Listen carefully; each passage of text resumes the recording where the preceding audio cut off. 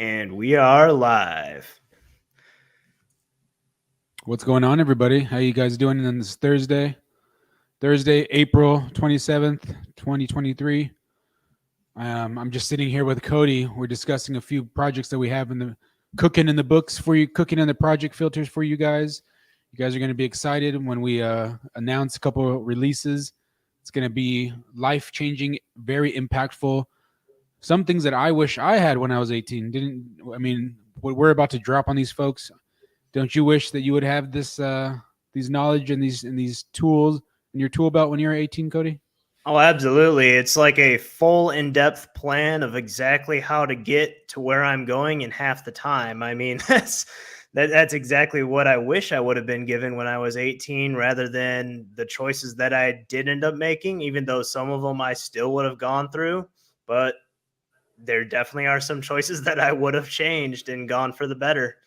Yeah. Like one of the major ones I know, for instance, in fact, we were just talking about it, is the Bitcoin thing. I know you were saying that you would tell your 18-year-old self to actually buy a bunch of Bitcoin and just hold on to it till now. Well, my dumb 18-year-old self, actually 20-year-old self, because it's 2010, would have held the damn Bitcoin that we did buy. That's what be my advice to my 18-year-old self, because then I would have never had to worry about making any extra money. But I think it's best if you actually go through a little bit of hardship so that you understand how fast money can go away. Yeah. Yeah, to be honest, I didn't really like I found out about Bitcoin probably in around 2010, 2011, listening to Joe Rogan, because Joe Rogan early on had like some very early Bitcoin aficionados or whatever that they were talking about it and stuff. And I always thought of it as like, okay, well, whatever, it's just another money. I had no idea that it was like going to be what it is now. So I was telling Cody, for my 18-year-old self, I think the first year you could have bought Bitcoin was, I believe, like somewhere around mid 2010, Mm-hmm. right, somewhere around there. So when I was 18, I think it was like 2006 or something, 2006, 2007. So I would have just said, hey, for the next 3 years, save all your money as much as you can, and when this Bitcoin shit comes out and you're able to buy it on an exchange, just buy it and just buy as much as you possibly can with it. Keep buying it for the next year, and then just wait like 5 years, and you'll be a billionaire.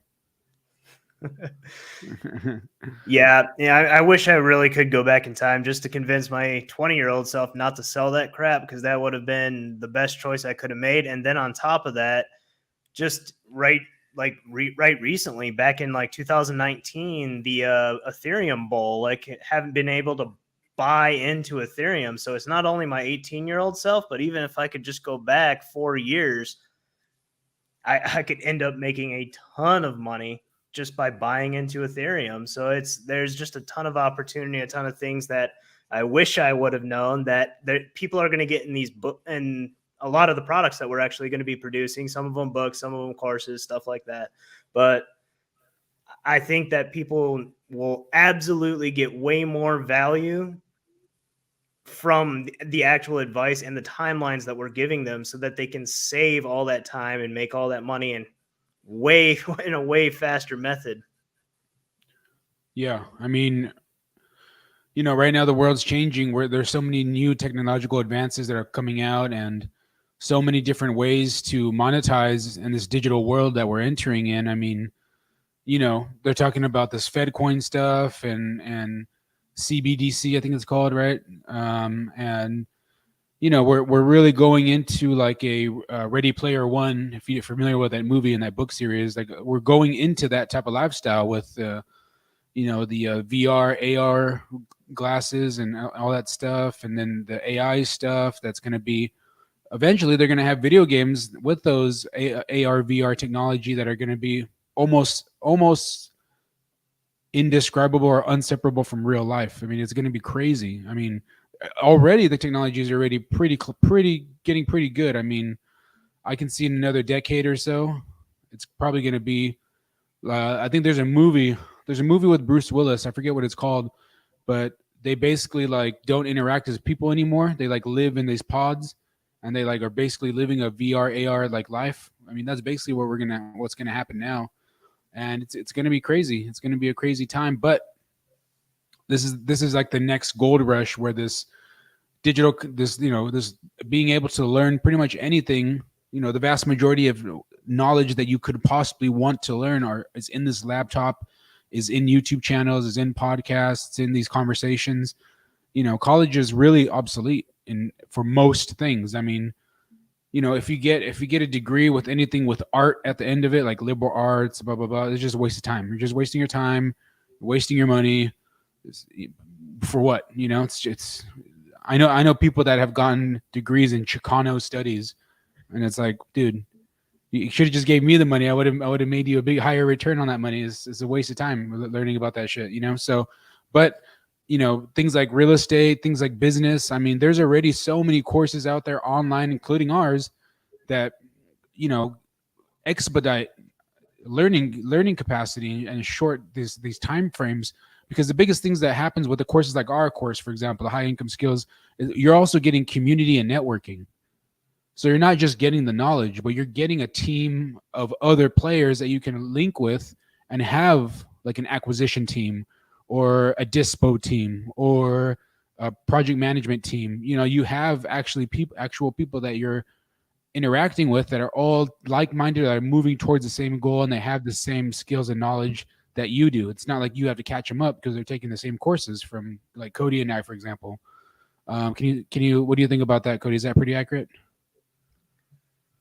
Yeah, I definitely say that college is definitely pretty inefficient and very ineffective at this point in time. Like, I know if I could go back, and that's another thing I would go back and change is the major that I ended up going to, because I would move more towards computer science, because then I could have gotten the GovCon way faster as soon as I got in the military, because a lot of technology jobs, the government has no capacity to fulfill most of those roles. So they hire all of the contractors that they possibly can get hands on. So if you're an IT field guy, like GovCon is your baby. You can literally just rake in money straight off of the money printer, straight from the government.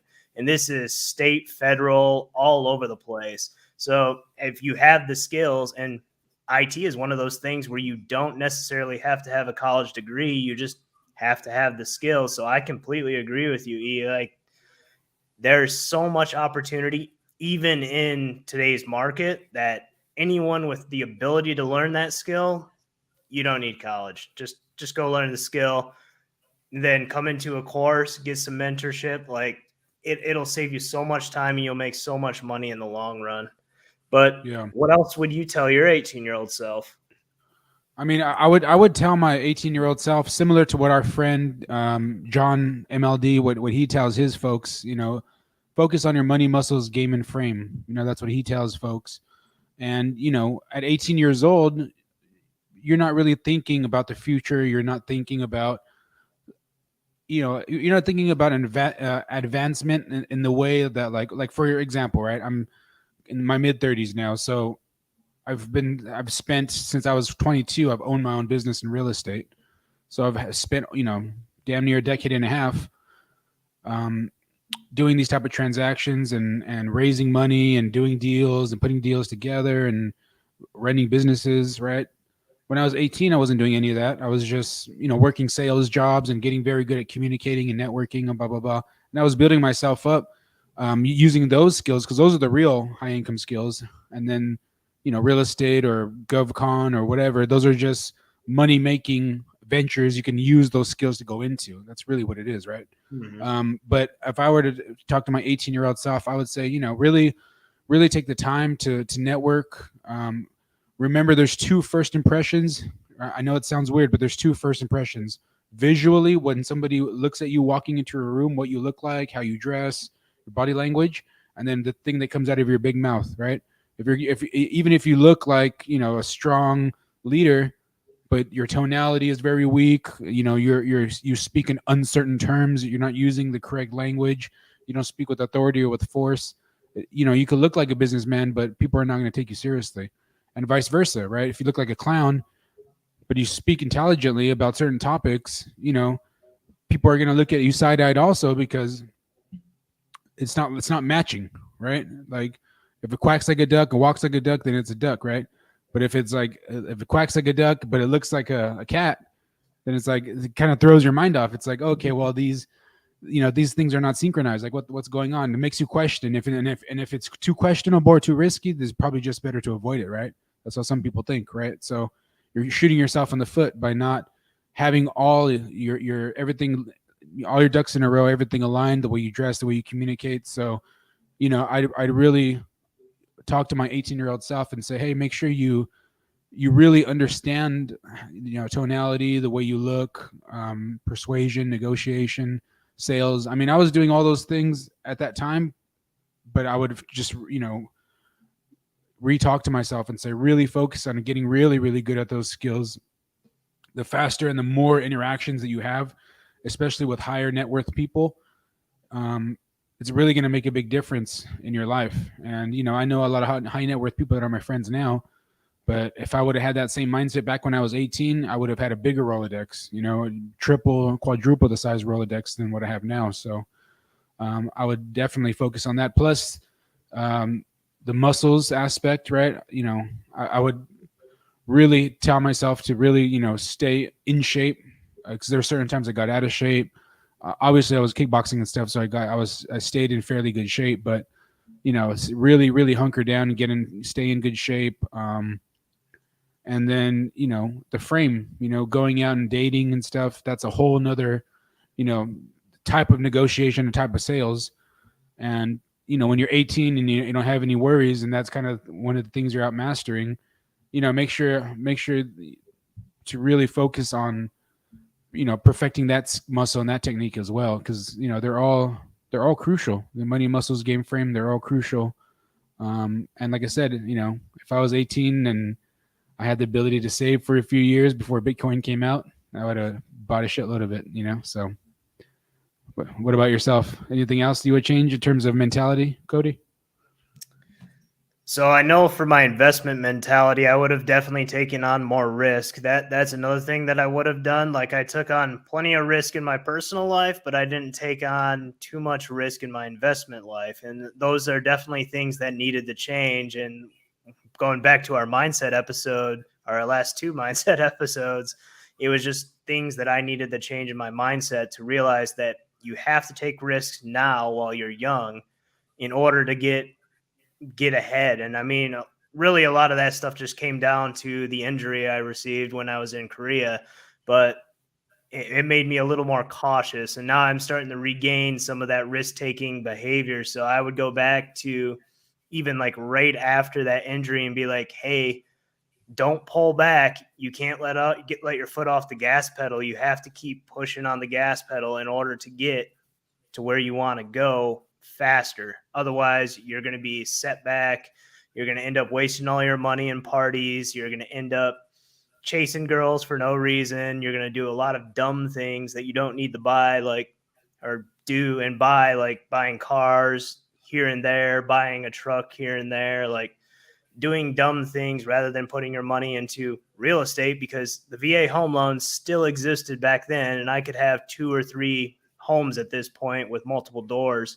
And I very easily could have a lot more passive income than just my disability, even though it is 100%. Like I have a lot more than what I do right now. So those are some other things that I would have changed going back. Yeah. Yeah, I think one of the major things too is that, when you're 18, you think that the friends that you have, from high school or college, they're going to be with you forever. I talk to none of those losers. And when I say losers, I mean that they're losers, because I follow some of them on Instagram or Facebook, and I see their shit. None of them have traveled around the world like I have. None of them have like all the credit cards to the airport lounges like I have.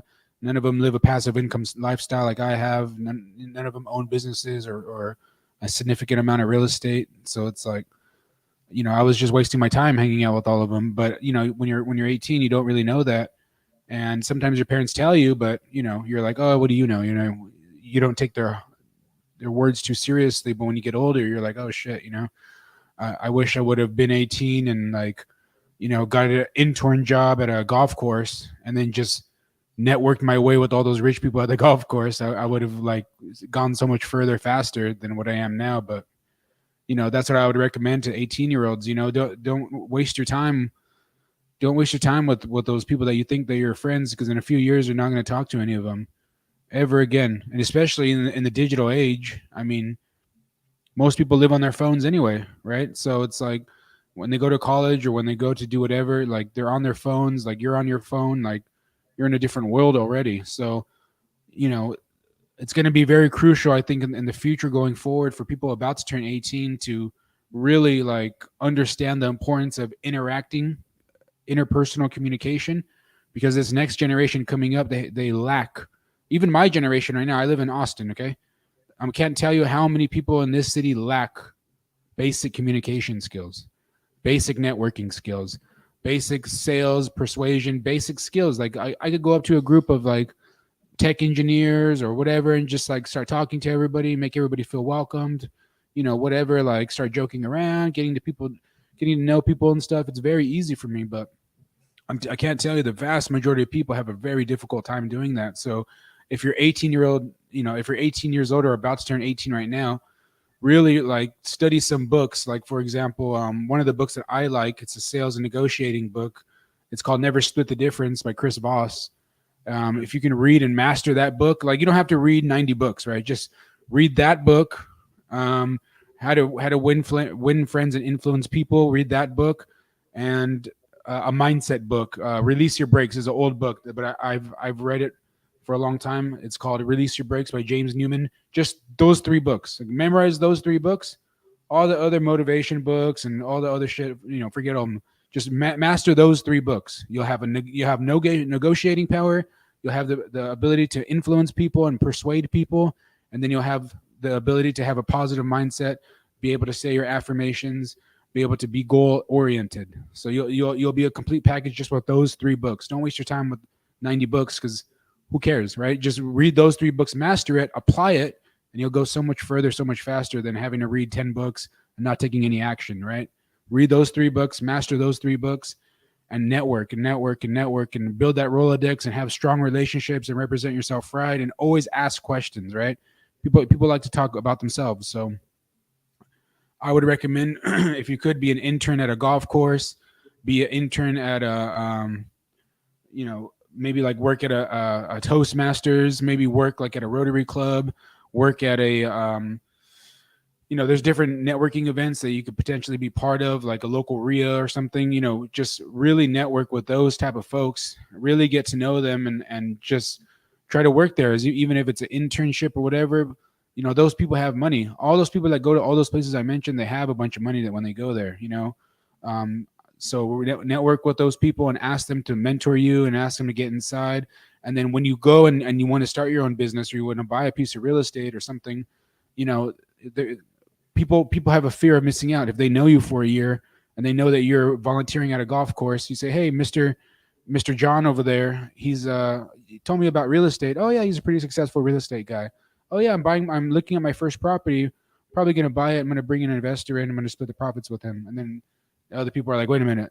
So, but you were talking to Mr. John, you're doing a deal. Okay, well, how much money do you need? So then they start like offering, because now you know them and you can talk to them about it. So, if I was 18 years old, that's what I would spend all my time doing. 100% that. There's one other thing that I would do that we definitely offer here. What's that? I would go ahead and click that Calendly link below and get on a call with either Ernesto or myself, see if you can get into the Telegram group, and then we'll see what we can teach you in such a short amount of time so that you can learn the lessons that we had to learn the hard way without paying the price of time, which is the most important thing, because time is the thing you don't get back.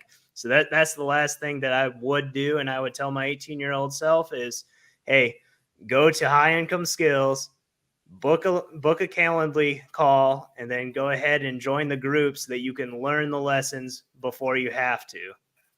Yeah, definitely. Click that link and let's link up. Let's network for sure. All right, guys, we're going to go ahead and call this one here. I'm sure you guys see it. We're both a little tired, but we had to do it. We said we were going to do it. So it's accountability. That's the one thing you'll get. We'll talk to you guys tomorrow as well. All right. All right. Peace.